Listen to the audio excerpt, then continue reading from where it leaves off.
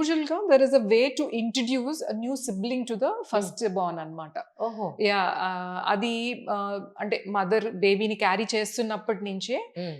New baby వస్తే హ్మ్. How we will handle the baby. It is not the just the baby is not just for the mother, it's for the family అని చెప్పి అలా introduce చేయగలిగితే పిల్లలకి ఆ sibling rivalry అనేది లేకుండా ఫస్ట్ బేబీకి సెకండ్ బేబీకి బాండింగ్ చాలా బాగుంటుందండి. కానీ ఈ 2000 ఇయర్ తర్వాత పుట్టిన పిల్లలకి ఈ ప్రాబ్లమ్ ఉన్నట్టుంది. అంతకుముందు ఏమో ఈ ప్రాబ్లమ్ ఉన్నట్టు నాకేం పెద్దగా ఓకే. అయితే అంతకు ముందు పసిపిల్లలున్న ఇళ్ళకి ఆ!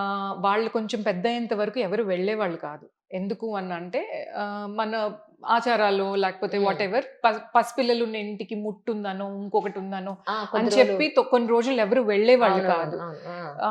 అండ్ వాళ్ళకి స్నానాలు చేయించలేదని, లేకపోతే వాళ్ళని మూడో నెలొచ్చేంత వరకు ఇంకా ఓకే. వాళ్ళ అత్తగారాళ్ళ ఇంటికి తీసుకురాలేదు కాబట్టి అట్లా అని కూడా కొంత కొంచెం గ్యాప్ ఉండేది. గ్యాప్ ఉండేది.